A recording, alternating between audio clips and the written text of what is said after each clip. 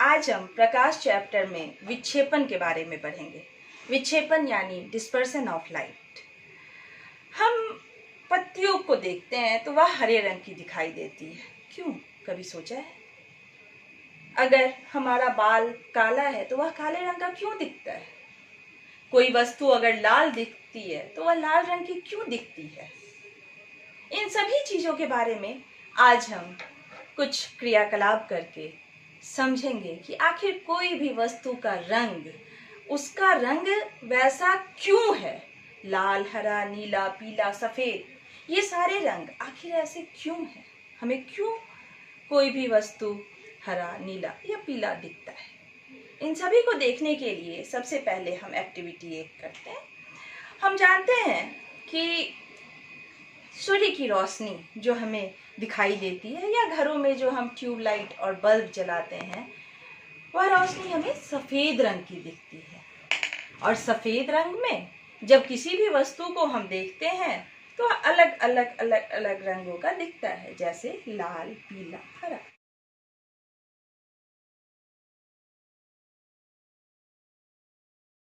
यहाँ हमने कुछ ब्लॉक्स लिया है और कुछ ब्लॉक्स को जब हम देखेंगे, अभी चूंकि हमारे कमरे में सफ़ेद रंग है की रोशनी है, तो वे सारे ब्लॉक्स जो उनका वास्तविक रंग हमें सफ़ेद रंग में दिखता है वह हमें दिखेगा। तो यहाँ हम देखें इन रंगों को। यहाँ हम देख रहे हैं कि पहला ब्लॉक हमारा पीले रंग का है, दूसरा लाल रंग का और तीसरा हरे रंग का। सफ़ेद लाइट में तीनों रंग हमें अलग अलग दिख रहे हैं। अब हम अलग अलग रंगों में इन सारे ब्लॉक्स को देखेंगे और समझेंगे कि ये ब्लॉक्स कैसे इन रंगों की तरह दिखते हैं और क्यों। यहाँ हमने कमरे का लाइट बंद कर दिया है, हमें कोई भी ब्लॉक नहीं दिख रहा है, बिल्कुल अंधेरा दिख रहा है। अब हम सबसे पहले हरे रंग के लाइट को जलाते हैं। अब इस हरे रंग की रोशनी में जब हम ब्लॉक्स को देखेंगे तो पीला और लाल रंग का जो ब्लॉक है वह हमें काले रंग का दिख रहा है, जबकि हरे रंग का जो ब्लॉक है वह उसका वास्तविक रंग हमें दिख रहा है।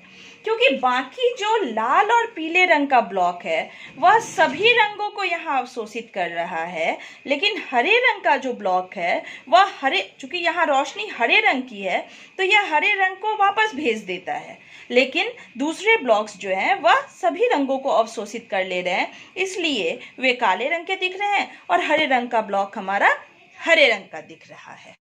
अब यहाँ हमने लाल रंग के बल्ब को लिया है और इस बल्ब को जलाएंगे।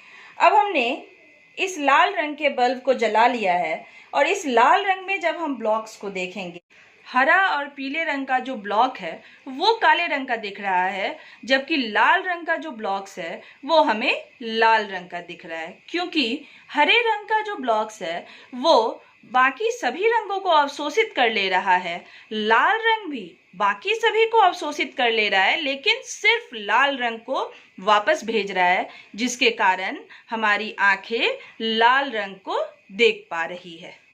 अब हमने पीले रंग का बल्ब लिया है। अब इस पीले रंग की रोशनी में हम ब्लॉक्स को देखेंगे।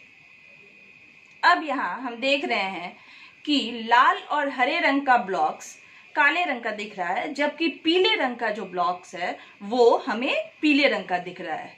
यहाँ क्या हुआ कि लाल और हरे रंग का जो ब्लॉक है वो सभी रंगों को अवशोषित कर ले रहा है, लेकिन पीले रंग का जो ब्लॉक है वो सिर्फ पीले रंग को वापस भेज रहा है, इसलिए वह हमें पीले रंग का प्रतीत हो रहा है। इस तरह से हमने देखा कि कोई भी वस्तु बाकी सभी रंगों को अवशोषित कर लेता है।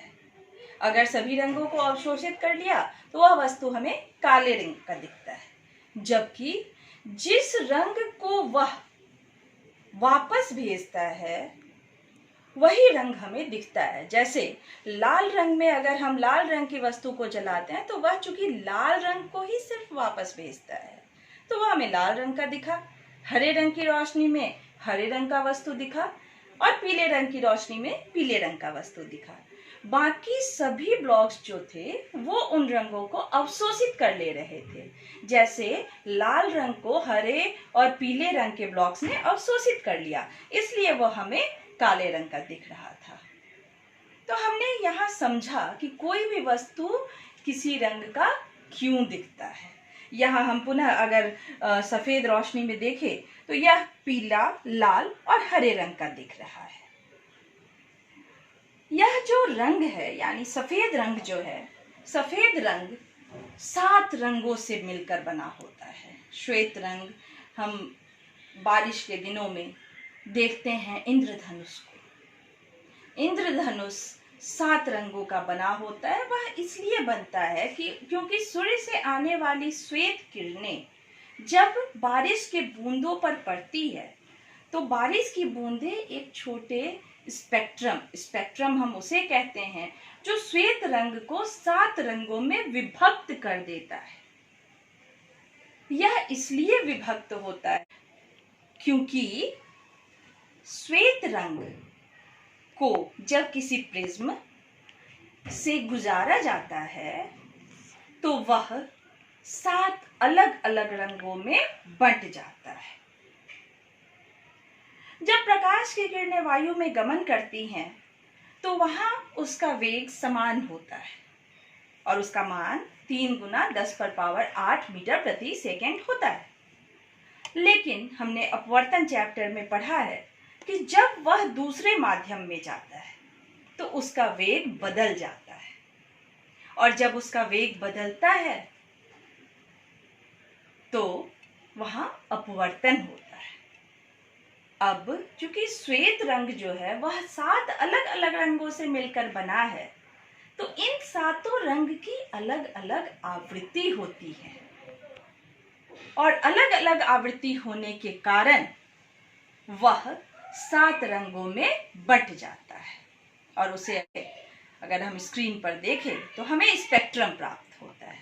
इसका उदाहरण हम अपने घर में सीडी की मदद से भी देख सकते हैं। यहाँ इस सीडी को हम प्रिज्म की भांति समझ सकते हैं। इस सीडी में जब सफ़ेद किरण पड़ रही है तो यह प्रिज्म उस श्वेत रंग को 7 रंगों में विभक्त कर दे रहा है। यहाँ जो विभक्त हो रहा है रंग, इसे हम स्पेक्ट्रम कहते हैं, और इस प्रक्रिया को प्रकाश का विक्षेपण कहा जाता है। यह 7 रंगों में इसलिए विभक्त हो जा रहा है क्योंकि यह 7 रंग अलग अलग आवृत्ति या अलग अलग तरंग दैर्ध्य वाली किरणों से मिलकर बना है। यहाँ हम देखते हैं कि लाल रंग सबसे ऊपर होता है और सबसे नीचे नीला रंग होता है।